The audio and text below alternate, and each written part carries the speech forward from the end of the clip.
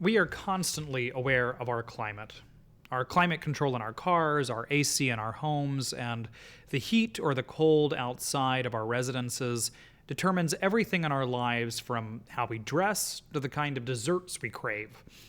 Throughout the history of humanity, we've sought to control our climate, to make it more palatable, to make it align with our desires. Historically, the best way we've done so is through architecture, especially the regionalized and localized architectures that are adapted for our local climates. Today, we're talking about the very materials we use to construct our lived environment and the ways in which we're looking to the past to adapt to our changing climate's future. I'm Weston Twardowski, the Associate Director of Rice's Center for Environmental Studies and the Associate Director of Eco Studio in Rice's Sustainability Institute, and you're listening to Gulf Streams on KPFT Houston 90.1 FM, Galveston 89.5 FM, and Huntsville 89.7 FM, where we talk with leading experts and community leaders to better understand the environmental problems and potential solutions facing our community. A quick reminder that you can catch up on Gulf Streams anytime through our podcast, available on all major podcast platforms. If you enjoy the show, please like and subscribe to make sure you never miss an episode. Before we jump into our conversation, I want to remind you that KPFT Houston is currently in our spring fund drive. As public radio, KPFT Houston can only exist with your support. Over 90% of our funding comes from listeners like you.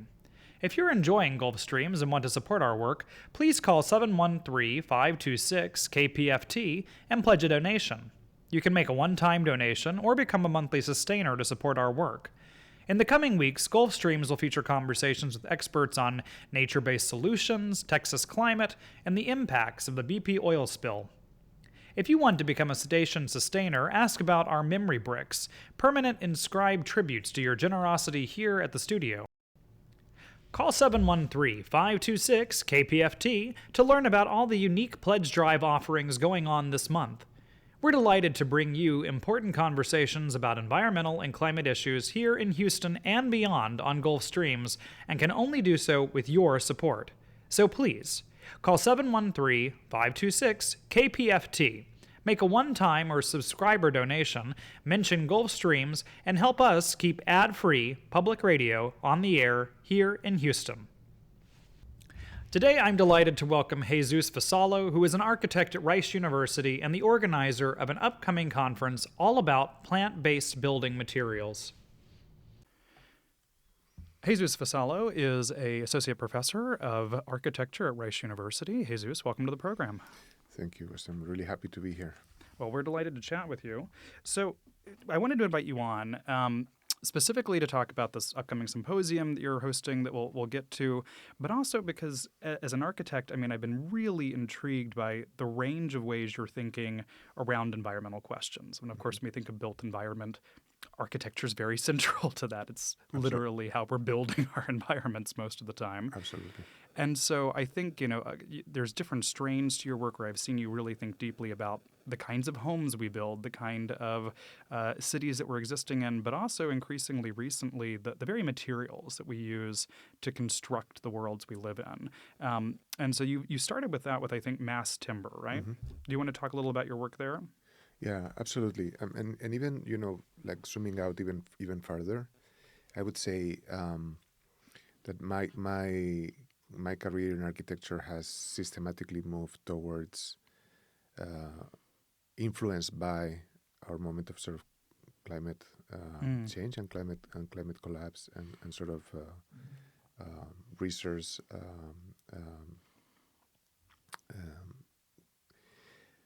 that basically my career has been gravitating towards those topics that can make most of an impact on those issues, right? And so, as an architect, I started designing museums and libraries, working, in Spain, and so, for instance, moving towards housing is an attempt to impact a greater percentage of the building stock, and then moving towards an interest in construction materials is again so. All of these things are, in a way, aimed at the same direction, which is to really leverage the fact that architecture is responsible for 40% of CO2 emissions If you think of just the building stock, the construction of the building stock, and then the running of the building stock, the operation of the building stock. I And think that's so, probably surprising for a lot of folks. I think a yeah, lot of people, when they think about climate change, they're just jumping to energy. yeah, And so I don't know that everyone, and it's one of the things we've talked about on the show before is yeah, the impact of things like the food system. yeah. But I mean, I think that's actually really worth highlighting, is what you just said about, I mean, that big chunk is directly related to the materials, the things we're using just to build the worlds we're existing in. Well, so the materials are responsible for what we call the embodied carbon Mm-hmm. of the built environment. So that's the carbon involved in the extraction, processing, and assembly of the materials that make up the buildings. And that's roughly, I would say, it used to be a quarter, maybe a third now, of the total carbon that is emitted by buildings. The rest is the heating and cooling systems, right?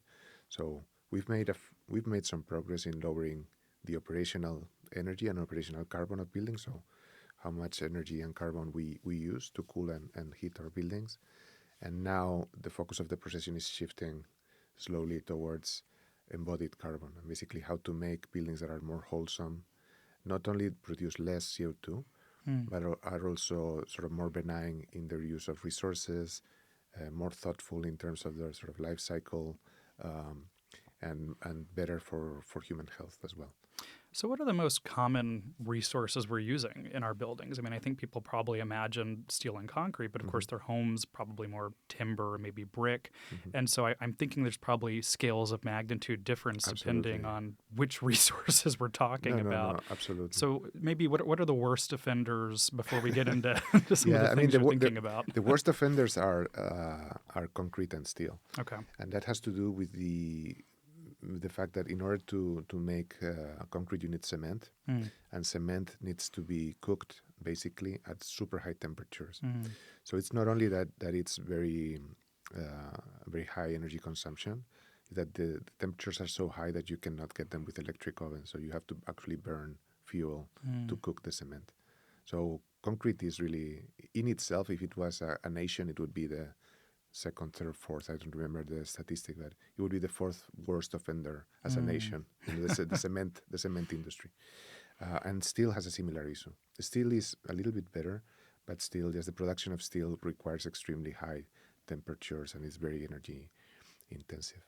But I would say, even if you think of an American suburban home, made with 2x4s, the 2x4s themselves are fairly benign. It's actually not a bad technology. The problem is that the insulation is, spray insulation, which is plastic based, is also very energy intensive and very bad for the environment. The siding, which we call, the hardy board, which is supposed to be fiber cement, at this point is basically a plastic product as well. The shingles in the roof, the sort of the wrap paper, that we see being applied to the homes. So when you really go into it, it's like there's so much plastic in our homes, and the foundation is still concrete. No matter what, no matter if we want to build them with sticks, you still need a concrete foundation, right?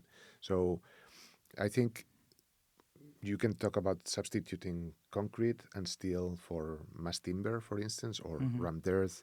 That's like a big thing. You can take a big dent at emissions by doing that, substituting structural systems for ones that are better. But then there's also like a different approach, which is a more fine-grained, almost like going into the ingredient list, or, when you're buying something in the supermarket, going into the fine letter and really, getting accountability, traceability for all the materials in a building and just going line by line, saying, okay, this one is good, this one is bad, what can we replace it with? And so that's part of what a sort of a group of people is trying to do, which is basically think of plant-based materials, earth-based materials that have very low impact on the planet, or conceivably even a positive impact on the planet, and try to really go through the list of products in the construction industry and the list of processes in the construction industry and looking for substitutes and ways that we can turn our buildings from offenders, like you worded it, to contributors to a more regenerative building industry. Well, and I think some of what you're highlighting is also the complexity around, when you jump to spray insulation, Yeah, right? I think many people, especially folks who are thinking really deeply yeah, about climate change, environmental issues, yeah, and maybe thinking, how do I reduce my energy output? How do I, try to lower my energy cost? Even if you're just thinking, I don't want to pay as much for the very high energy prices that currently exist, spray insulation is something that certainly a lot of folks would gravitate yeah. towards. Um, and there are net benefits to that in terms of like, yeah, it's helping to drive down energy costs, but of course, as you're pointing out, is highly plastic. And so these kind of tricks around the imperfect solutions or the things that we're trying to move towards. And so I'm really curious, yeah, about how can we, and I don't think most people think of their homes as plastic. I think we tend to think Well, of them as I know they don't, but they really are. I mean, they really American homes have an amount of plastic that is really hard to find, hard to reckon with. But no, you're right, because it's a very intricate problem where we should not aim for perfection. Mhm. I think perfection is the enemy here. We should aim for incremental improvement, fast incremental improvement, uh, and.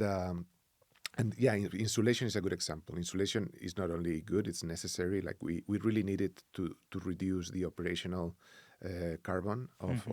of our building stock. We need our houses and our buildings to be well insulated, so we don't waste energy cooling them and heating them.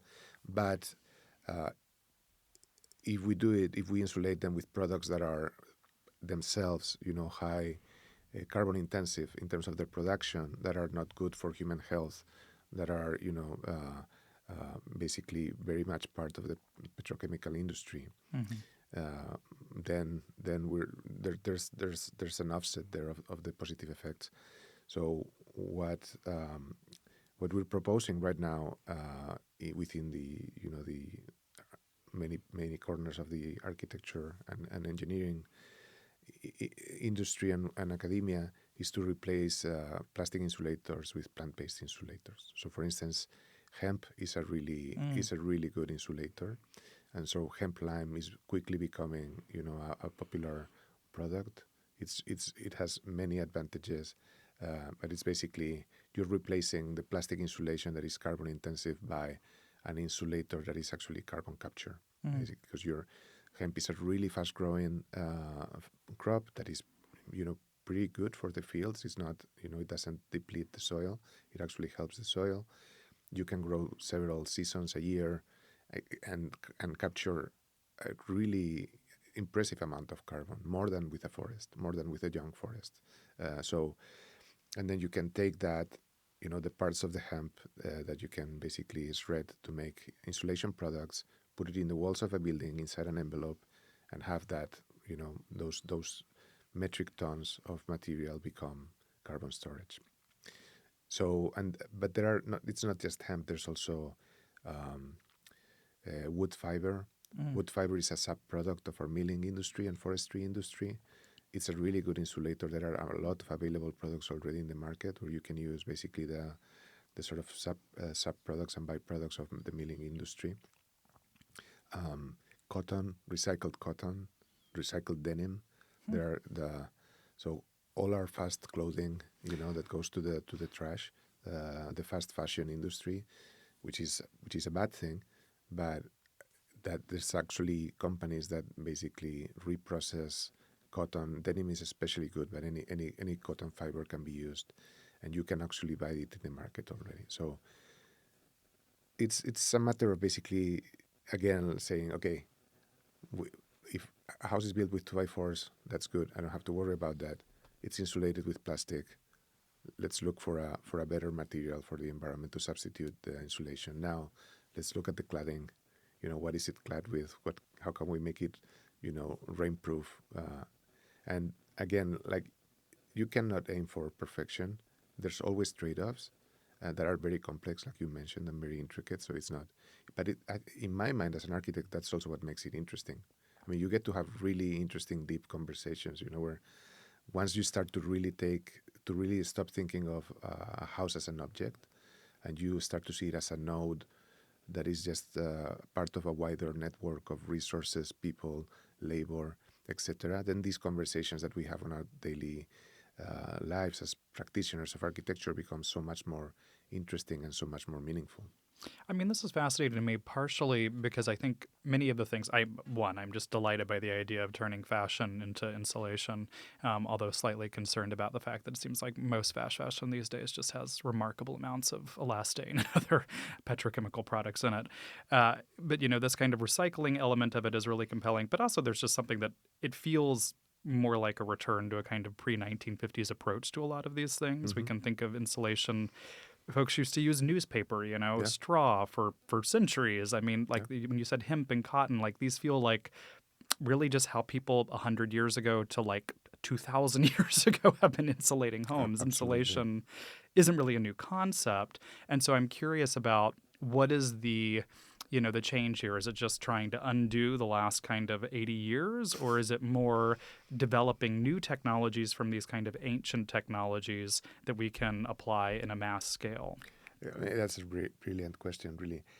I wouldn't think undoing the last 80 years is a good way to put it, but the way I see it is like industrialization put a hard stop, and so it was a very especially the modernization of architecture and the industrialization of architecture was a very exclusive process, right? Where this used to be a very regional and sort of local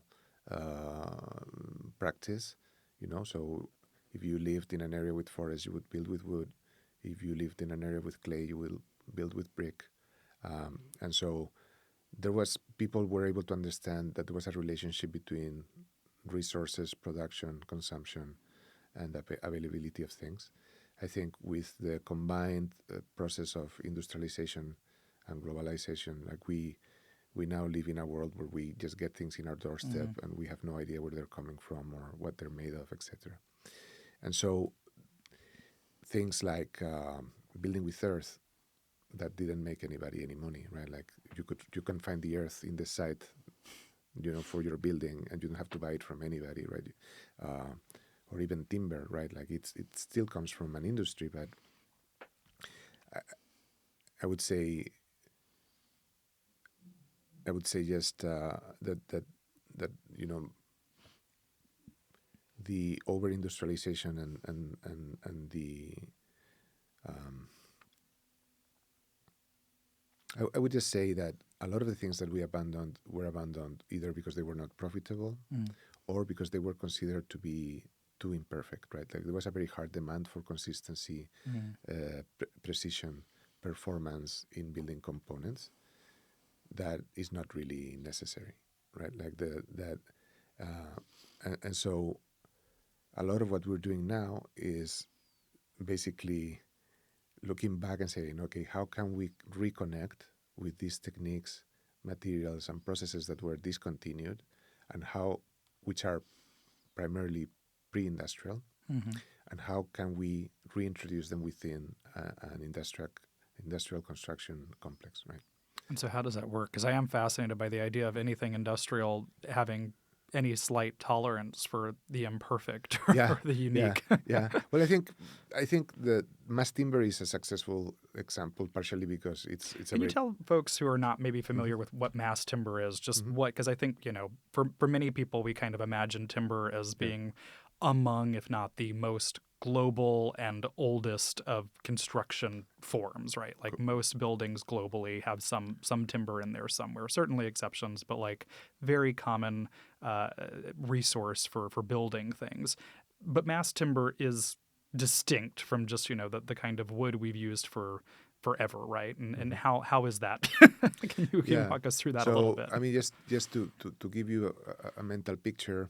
We were talking about an American suburban house made of 2x4 pieces of wood, right? That's a construction system that's good up to a certain size, But for instance, you cannot build more than 4 or 5 stories, really, and you cannot span, wide spans. If you can span enough to cover over a bedroom or a living room, but you cannot span it, Yeah, at some point you need that concrete foundation, those steel pillars, something to actually add some more weight support, right? Exactly. So you need a more sturdy structure for bigger buildings, right? So what mass timber does is that it takes those 2x4 sticks and literally laminates them as if the same way that you laminate plywood, basically puts them in layers in 90-degree angles, glues them together, and then laminates them through pressure. And it creates these big panel components. The material the specific material is called CLT, counterlaminated timber, which basically creates structural members at the size and close to the structural performance of concrete or steel. So you can do floor slabs, you can do load-bearing walls, pillars, beams that enable you to build much bigger buildings and much taller buildings with wood, basically.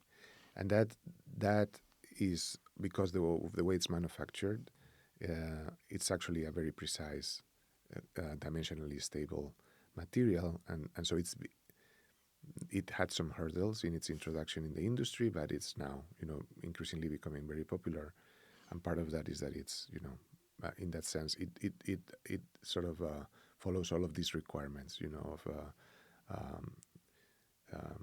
dimensional accuracy and and low maintenance, consistency of performance. Just to get ahead of the question, I frequently hear people ask when I say something about mass timber, it's also pretty fire resistant, right? I think folks often hear, a skyscraper made of wood and kind of jump to fire in a way that ignores that actually a lot of other materials are probably less fire resistant than wood can be. No, absolutely. And I think the U.S. is a specific case because we had the big fires, the Chicago and San Francisco big fires, and which were incredibly traumatic for the country.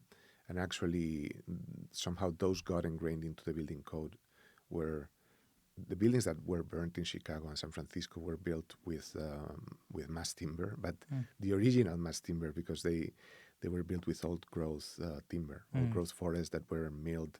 And you had these massive columns and beams, made of 100, 200-year-old trees, right? Just of one solid piece of wood. And those were the buildings that burned in Chicago and San Francisco. So mass timber construction was very highly penalized in the American building code. And it's taken a lot of convincing, basically, for the code to basically be more flexible and start accepting more of that type of construction. The reality, like you say, is that actually mass timber is a really good material, even when it comes to fire, because we know exactly how it behaves. So when you have imagine a big beam of wood in a fire, we know that it burns exactly at 1 inch per hour. So if I'm designing a building and I'm talking to my structural engineer, and he tells me your beam needs to be 1 foot tall, 1 foot high, basically to be able to support this span. All we have to do is make it 1 inch bigger all around, and that gives us an hour of fire resistance. Not only that, but in a fire, I know exactly how it's going to behave, and I know exactly how it's going to collapse. Versus, for instance, with steel, it's super... the type of collapse of a steel structure is catastrophic, and it's very explosive, and it's very hard to predict exactly how it's going to happen. But if you've ever seen an image of a metal building on fire, it's really incredible. At one point, it becomes like a spaghetti and collapses entirely. Versus wood, is much safer. And then any material, any building that has gone through a fire, needs to be assessed for structural stability. Concrete is super hard to repair after a fire. Steel is impossible to repair after a fire. Mass timber, of course, has if a building has been under part of a fire, you're going to have to look at it very closely. Fire is just bad for buildings. Yeah. That's a good rule. We don't like fire. But there's I agree, and I appreciate the question, because it's a very common misconception that wood, especially mass timber, is not only not worse, it's actually better than some of these materials for fire, in a way. Oh, we can think of historic buildings, lead roofs burn before the actual wood products do. And so, this is not like a new discovery, but it is something that I hear from folks, and so I want to honor that. Tends to be a question that pops up. We think wood burns in a particular way. Absolutely.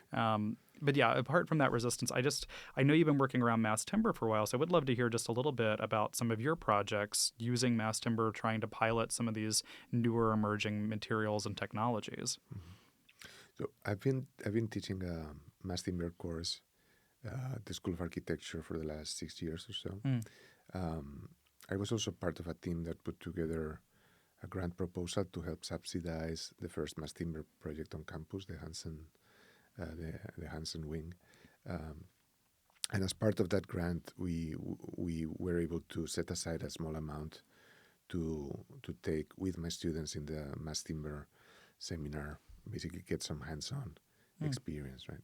And so we developed a prototype for a structure that actually got built on campus. It's on the Harris Galley. It's called the Owl Deck, where the students were able to design, and in a team with engineers, we went through the whole process from conceptual design, through engineering, permitting, etc., and the actual construction of the building, which is now freely accessible to everyone on campus and in Houston.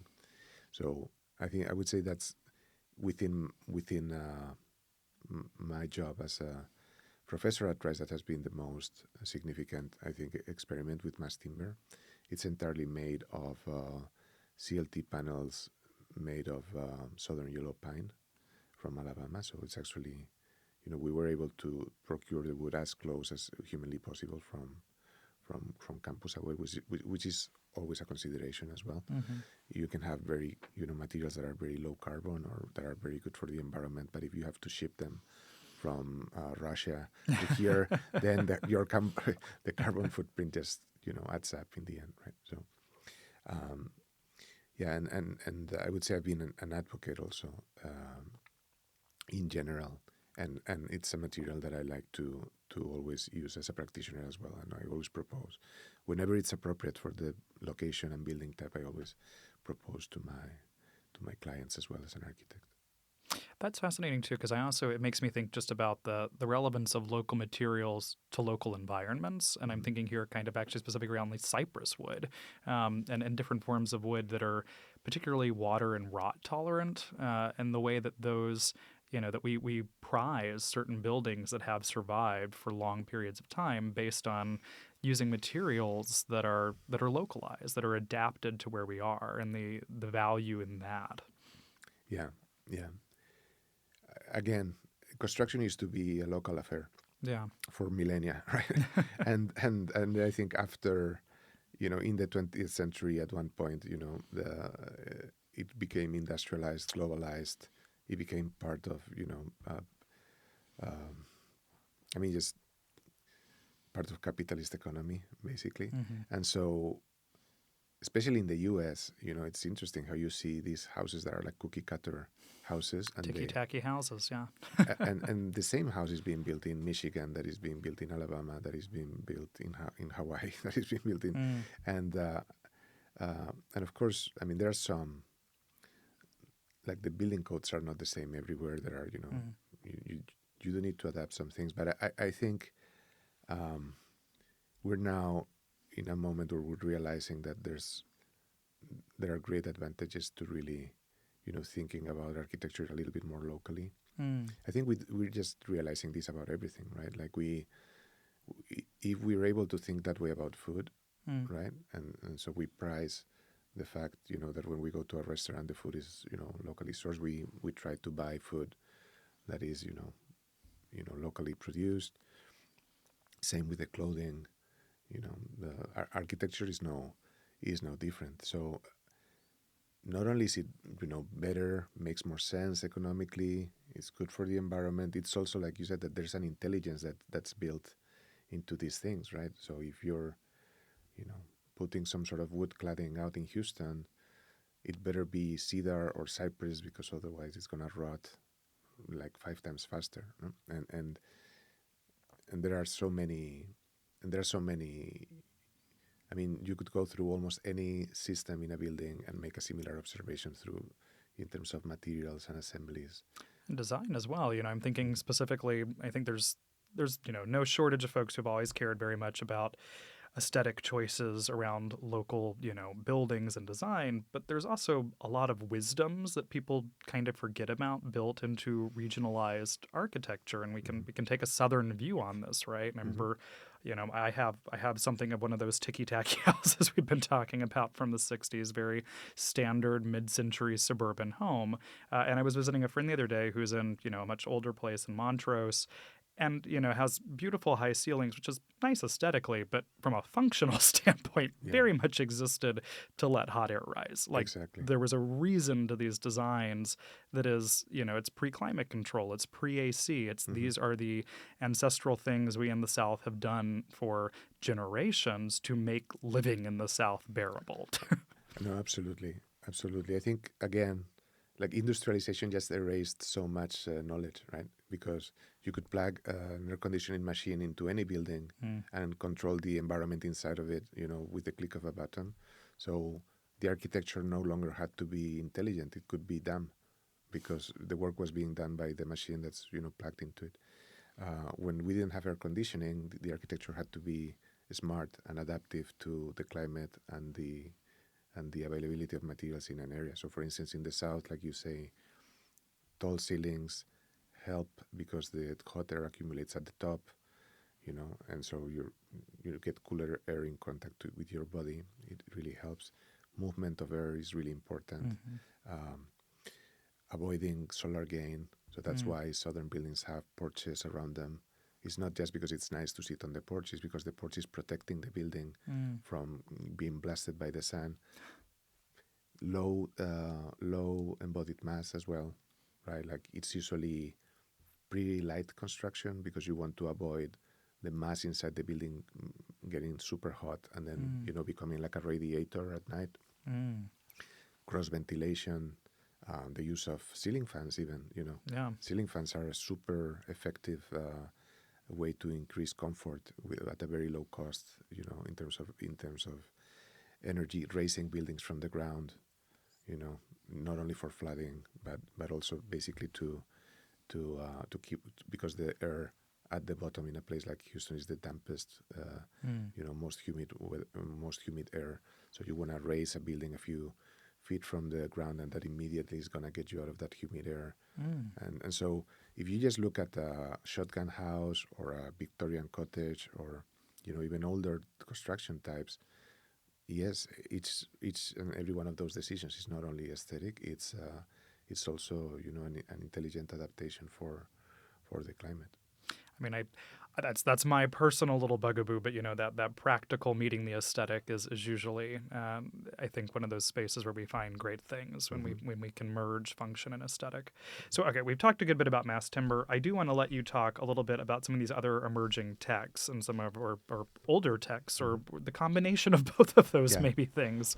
But you mentioned kind of insulation, but what are some of these other materials that you're seeing globally that are gaining prominence, or that we're starting to dabble in to think about ways of offsetting some of those carbon costs, maybe localizing things a bit? Where is this future of materials going?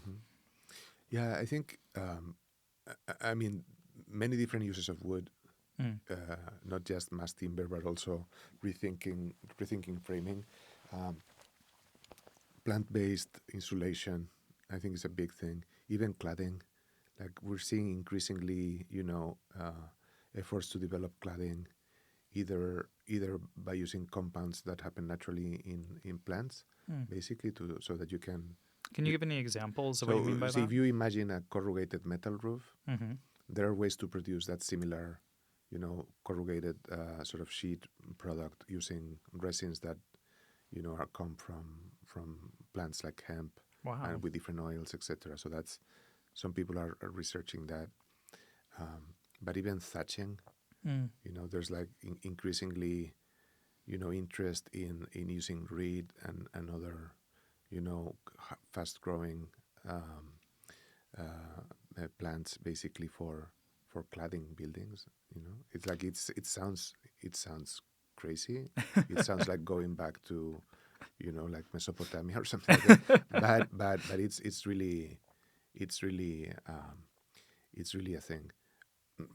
Rammed earth is also, being used already And what is that? So rammed earth is just compacted Mm-hmm. earth, basically. And it's also part of a range of materials like Adobe brick. They're all different, right? Like so rammed earth, it's just the earth with water inside a formwork. It just gets Yeah. rammed, literally rammed, and that makes it very, very hard. And so you can build walls that are basically like reinforced concrete, have the same loading capacity as reinforced concrete. You can also add a little bit of cement to it to make it, chemically more stable. So there's different degrees of processing, that from the super traditional ones with zero cement to, even prefabricated blocks of this thing. Adobe is basically clay and some straw, uh, pressed together and dried in the sun. So it's like bricks that you don't need to burn in an oven. The only problem with bricks is that the burning in the oven is energy intensive. But I mean, even bricks are better than concrete, right? Like even cooked bricks are better than concrete. So right now there's I would say it's another family. Just like mass timber is a family of materials, there's a family of earthen materials that is now, being looked at really intently, and I think actually in some parts of the world it really does make a lot of sense. And it also is not just structural. Like clay, lime, plaster is a great material both for interior and exterior cladding of buildings, and this yeah, and there are a lot of advantages again to like when you take again if you think of a building, all the things that go into making a building, and you start substituting all of these you know uh, chemical compounds and plastics for these more natural materials, what you get really, and any person can experience this, is that you walk into one of these spaces and they sound different, they smell different, and they produce a much higher degree of comfort for the body. So it's like wearing a nylon shirt versus wearing a 100% linen shirt, or like a really nice piece of clothing that is Yeah. very natural. It's like it's not just that you're doing something good. It's like you with your body, without knowing anything about construction, you can already tell, wow, this is really nice. No, I mean you're making me think as you're rattling off some of these examples. I mean certainly Adobe brick. I think the American West jumps to mind for people of these beautiful adobe structures, both because, as you're pointing out, it's very easy to bake bricks in the sun in the American West. It was a natural approach. But even when you're talking about like thatched roofs, I think folks might jump over to like Europe and some of these really classic, thatched roof approaches. There's also like palmetto leaves across the U.S. South, which indigenous peoples had used for, Yeah. millennia as something to keep out rain and let hot air out.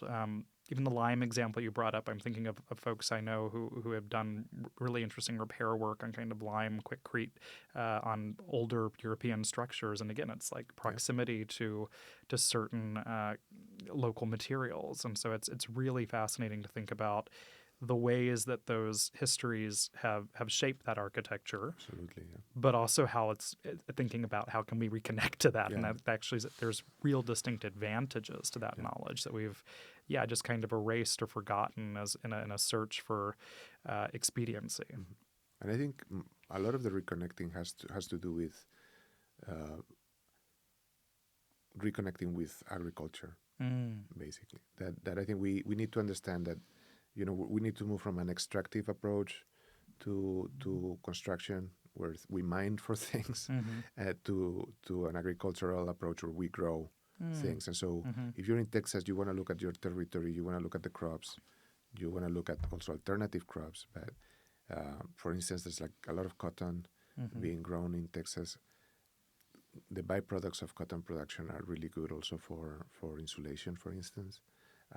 Palmetto leaves, if you're going to be doing, experiments with thatching, you want to use plants that grow in your region. We are very lucky that we're in a wetland. So actually there's a lot of reed and a lot of, we could really grow a lot of construction materials here because of the amount of wetlands that we have.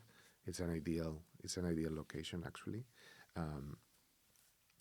Yeah, so I think reconnecting not only with ancestral wisdom, but also just zooming out and really, analyzing land use and sort of agriculture and what synergies can be found with agriculture in your region and what business opportunities are there for rural communities in all of these as well, right? Well, and there's a whole conversation to be had about global trade. That's a whole conversation happening in the zeitgeist of the moment that I'm not even going to like dive into. But I will go back to say, I think it was something we learned in the pandemic is how streamlining and making efficient, so-called, our supply chains really put us in a position of danger in a global trade environment. That, some measure of local resilience in terms of what do we have here? What can we rely on within our greater region? That doesn't mean just have the town we're in, but, within regions, within nations, what are approaches we can take? And as you point to, we're in a wetlands environment, but also you had brought up cotton as an insulation material, right? And certainly in the South, in Texas, King Cotton was a thing for a long time. These are materials we should have relatively easy access to if we want to prioritize that. These are historically things we have absolutely developed and have the agricultural acumen to generate. And I'm curious about that, especially as this kind of localizing approach to thinking about it as new agricultural development. Purely because the kind of political example that jumps to mind since you brought up hemp is Mitch McConnell has famously for decades advocated for hemp legalization and a more accessible use in terms of different materials, specifically because where he's from could very easily grow hemp. So he's really in favor of developing a hemp market. And I mean, this was, a very powerful politician for many decades advocating for that.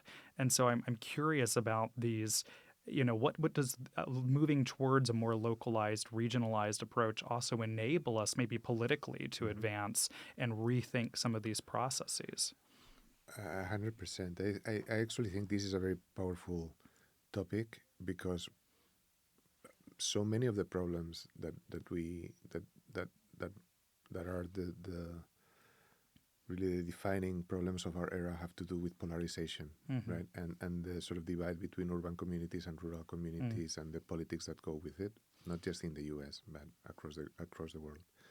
And these type of materials and these type of practices have great potential, basically, to be sort of to establish bridges between those. So, for instance, when you open a factory for mass timber, the factory is not in the city. The factory is near the forest where you cut the trees. So these are, this is bringing, these are jobs in rural communities. When you talk about growing hemp, this is, basically providing farmers with alternative crops, that they don't know right now that can be profitable for them, And the same thing, like you don't bring the hemp to Houston to process it, like it's basically processed in those communities as well. And so I think there's an opportunity here for I think communities that think that climate change and the acceptance and adaptation to climate change is a threat to their economy. There's an opportunity for them to see that it's actually an economic opportunity for them. And that we're all together in this, in a way, right?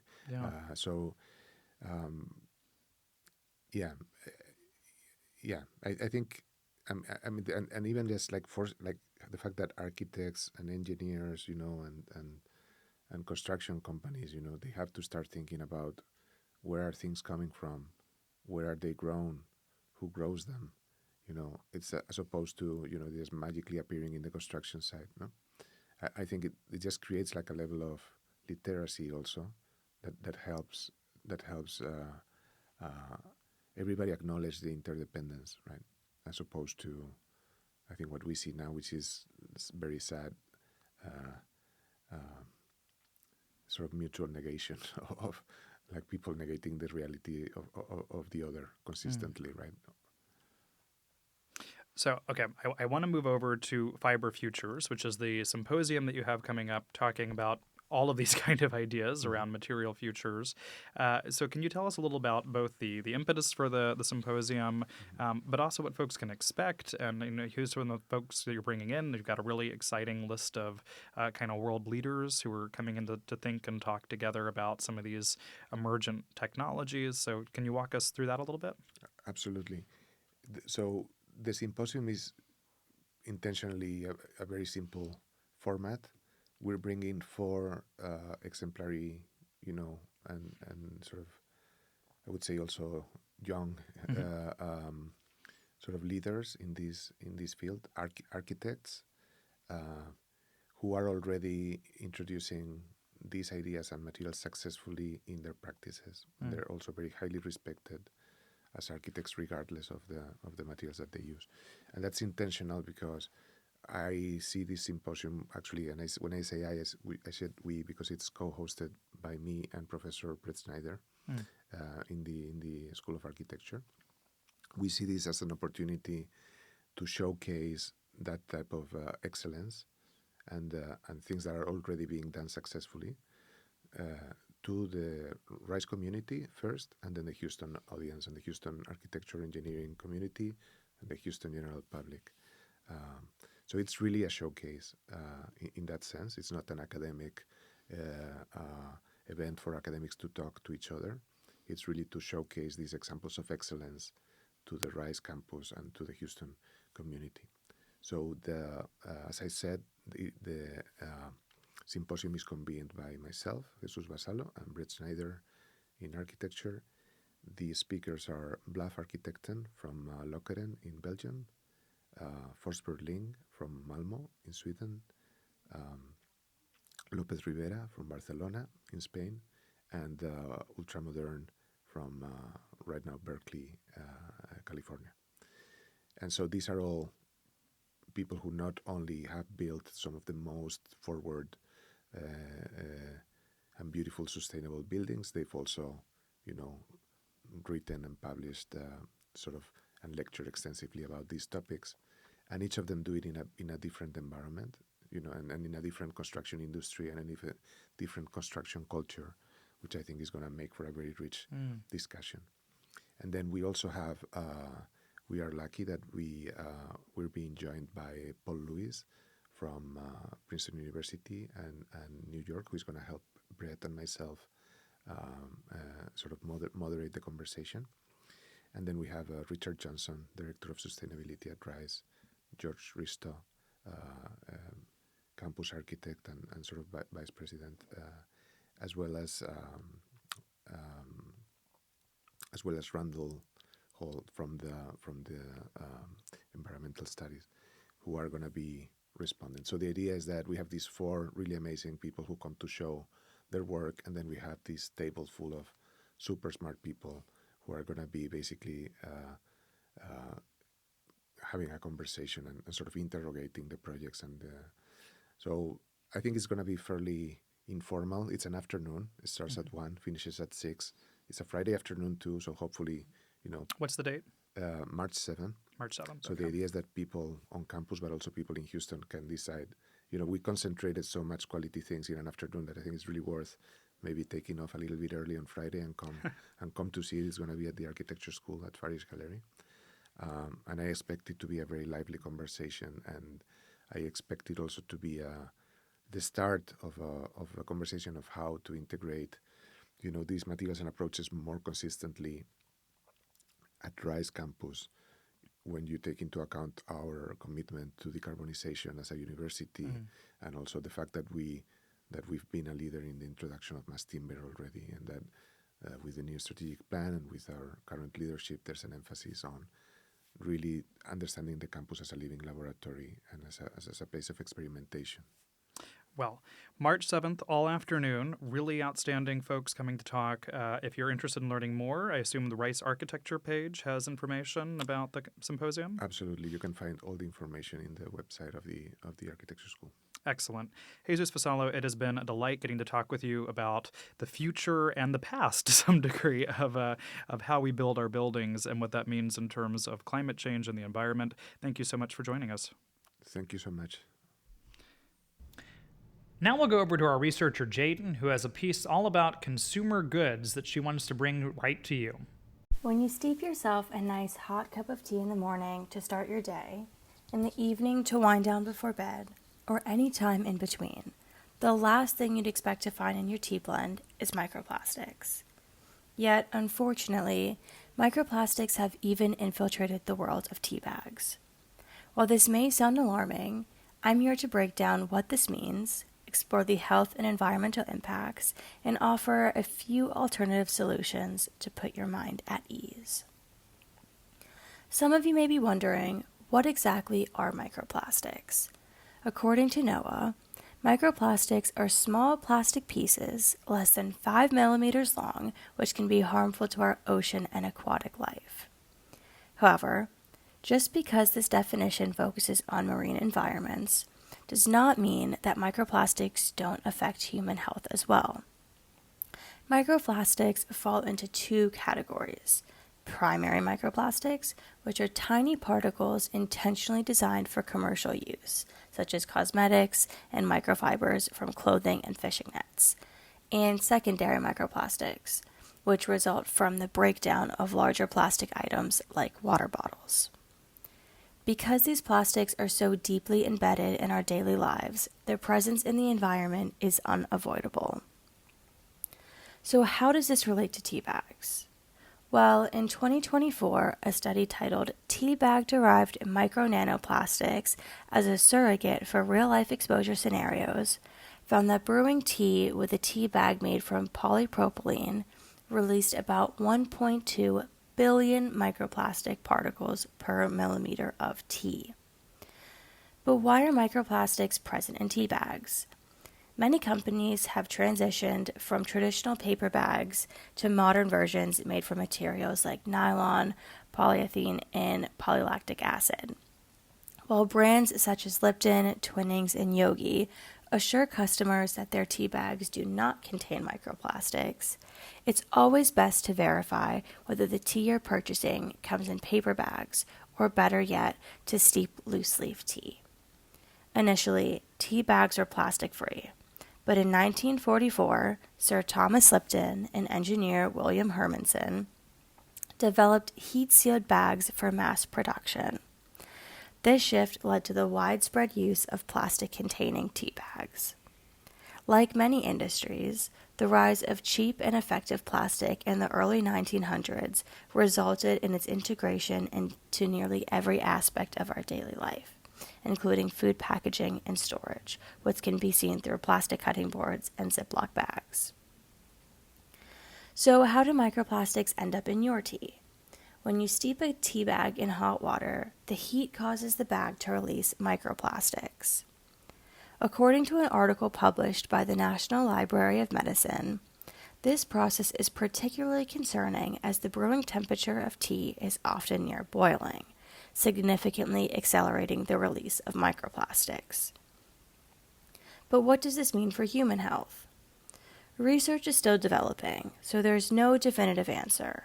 However, based on current findings, excessive consumption of microplastics may contribute to inflammation and cardiovascular issues, according to Cell Press. How can we tell if we're consuming too many microplastics?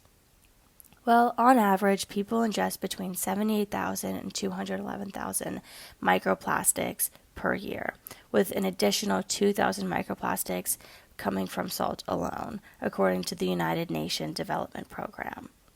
Unfortunately, unless you plan to microscopically analyze everything you eat and drink, it's near impossible to track your exact intake. However, small changes can help reduce exposure, which we'll discuss shortly.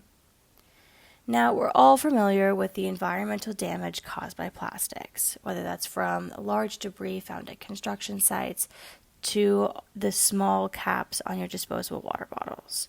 But what role do tea bags play in this issue? According to Science Direct, tea bags made from plastic materials like nylon or polyethylene terephthalate significantly contribute to microplastic pollution by releasing billions of tiny plastic particles into the water when steeped. This contamination not only affects aquatic life, but can also enter the human food chain through tea consumption. Research indicates that a single plastic tea bag can release millions of microplastics and nanoplastics into just 1 cup of tea. So, given all this information, where do we go from here? Here are a few alternatives to reduce microplastic consumptions and the environmental impact, starting with tea bags. We can start by switching to loose-leaf tea. Consider using a glass kettle with a built-in strainer or a reusable stainless steel infuser to eliminate the need for tea bags. You can also choose compostable or paper tea bags. Being mindful when purchasing tea and looking for brands that use plastic-free packaging can make a large difference as well. Additionally, you can try a tea subscription service. Many companies offer unique plastic-free tea blends packaged in an innovative way, and some even resemble bath bombs for your teacup. So in a world where plastics have become nearly inescapable, making informed choices about what we consume is more important than ever. While the presence of microplastics in tea may seem overwhelming, simple adjustments like switching to loose-leaf tea or opting for plastic-free tea bags can help reduce both personal exposure and environmental impact. Though we may not be able to eliminate microplastics entirely, awareness and action can lead us to a healthier future. So the next time you steep a cup of tea, take a moment to reflect on what's in it, not just for your own well-being, but for the planet as well. That's our show for this week. If you have questions or ideas for what you'd like featured on Gulf Streams, leave a voicemail at 713-348-4081 or email us at westonT@rice.edu. A quick reminder, you can catch up on Gulf Streams anytime through our podcast, available on all major podcast platforms. If you enjoy the show, please like and subscribe to make sure you never miss an episode. Gulf Streams is a co-production of KPFT Houston and Rice's Center for Environmental Studies, with support from the Andrew W. Mellon Foundation and the Rice Sustainability Institute's Eco Studio. Produced by Weston Twardowski. Co-produced by Joseph Campana. Audio engineer Rico Enriquez. Original music by Carter Dean. Research support provided by Jaden Bray Boyce, Sophia Soltez, and Noman Rinchdorf. Stay tuned for the No Expectations Show with Marcus French here on KPFT Houston 90.1 FM, Galveston 89.5 FM, and Huntsville 89.7 FM.